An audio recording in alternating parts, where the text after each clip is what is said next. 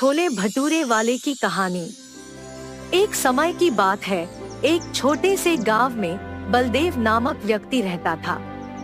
वह एक बड़े ही दयालु और उदार मनुष्य थे। उनके 2 बच्चे थे, एक बेटा अर्जुन और एक बेटी शक्ति। बलदेव एक बहुत गरीब व्यक्ति थे जो अपने परिवार और मित्रों को पालने के लिए रेलवे स्टेशन में कुली के रूप में काम करते थे।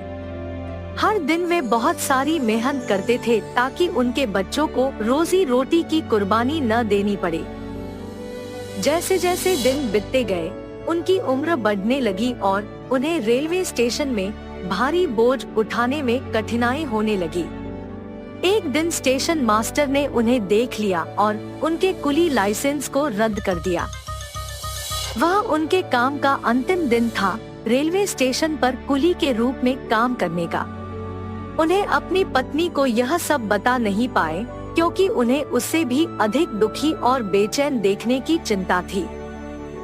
उस रात उनकी गरीब परिवार प्रेमी पत्नी ने रात के खाने के लिए स्वादिष्ट छोले भटूरे बनाए। बच्चे और पति ने उस मुंहपानी आने वाले छोले भटूरे को खाया क्योंकि उनकी पत्नी छोले भटूरा बहुत बेहतर कर सकती है। अगले दिन सुबह जब बलदेव अपने घर के पीछे बैठकर उदास थे और रो रहे थे, तभी उनकी पत्नी पास आकर उन्हें देखी। बलदेव की आंखों में आंसू थे और उन्होंने उन्हें उनके परेशानियों के बारे में बताया। उन्हें काम करने का कोई सौभाग्य नहीं मिल रहा था और वे नहीं जानते थे कि अब वे परिवार को कैसे पालेंगे। तब उनकी पत्नी ने उन्हें कहा, चिंता मत करो, हम इस परिस्थिति से निकलेंगे।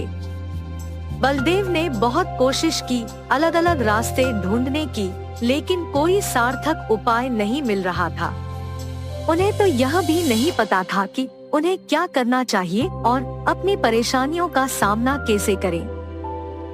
एक दिन उन्हें गांव के बाजार में घूमते हुए एक चिंता में देखा गया। उसके मन में एक विचार आया, क्या वह भी बाजार में कुछ कर सकते हैं। वह तुरंत ही एक पुरानी और छोटी वाहन खरीद लिया जिससे वह छोले भटूरे बेचने का व्यापार शुरू कर सकते थे। उन्होंने बाजार में छोले भटूरे की दुकान खोल दी। उनकी मेहनत और दयालु और सस्ते तरीके से उन्हें अत्यंत प्रसिद्ध किया। कभी कभी उन्होंने अपने छोले भटूरे को गरीबों को मुफ्त में दिया जो पैसे नहीं दे पा रहे थे। उन्होंने छोले भटूरे की कीमतें भी बहुत ही कम रखी जिससे लोग उनके पास आते और उनके उपायों को पसंद करते। बलदेव की अद्भुत मदद करने और स्वादिष्ट खाने के वजह से वे दयालु छोले भटूरे वाले के रूप में विख्यात हो गए। लेकिन उनके विपक्षी बाजार में एक चालाक व्यक्ति ने उन्हें चुनौती दी और उन्हें धीरे धीरे मारने का सोचा, जिसने विभिन्न गुंडों को भेजकर उनके व्यापार को समाप्त करवाने का योजना बनाई। जिस दिन उन्होंने व्यावसायिक दुश्मन के गुंडों को अपने पास आते देखा, वे खुद ही उन्हें मुफ्त में छोले भटूरे खिला दिए। उन्होंने दया की भावना से और अपनी मेहनत के फलस्वरूप उन्हें प्रायः अपनी दुकान पर आने लगे। धीरे धीरे दयालु छोले भटूरे वाले ने गांव और आसपास के कई गांवों में ख्याति प्राप्त की। उनके छोले भटूरे की महक लोगों को खींचती थी और वे उन्हें स्वादिष्ट भोजन का आनंद उठाने लगे। वे उनके समर्थन में एकजुट हो गए और अपने भोजन के लिए सिर्फ बलदेव के पास ही जाने लगे।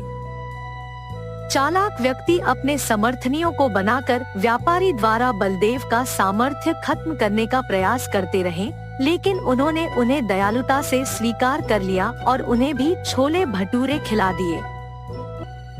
चालाक व्यक्ति की साजिश बेनकाब हो गई और उन्हें अपने दुकान को बंद करने के लिए बाजार से हटाना पड़ा। उसके बजाय बलदेव का व्यापार और भी तरक्की करने लगा। वह गांव के आसपास के कई गांवों में ख्याति प्राप्त कर बहुत प्रसिद्ध हो गए। आज भी दयालु छोले भटूरे वाले गांव और उसके आसपास के कई गांवों में अपने स्वादिष्ट छोले भटूरे और दयालुता के लिए प्रसिद्ध है। उनकी मेहनत, दयालुता और सस्ते भोजन के अपार प्रेम से उन्हें व्यापारी बनाने वाले बाजारी चालाकों ने अस्थायी रूप से अपना व्यवसाय खो दिया। उनकी कहानी सभी के मन में एक उदार और दयालु व्यक्ति बनने की चेतना को जगाती है।